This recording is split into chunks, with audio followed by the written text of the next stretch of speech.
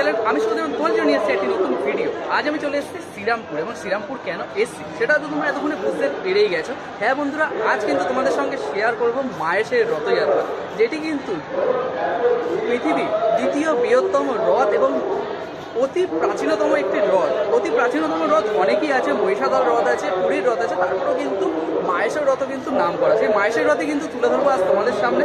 তো চলো ভিডিওটা বিনা স্কিপ করে শেষ পর্যন্ত দেখতে থাকো।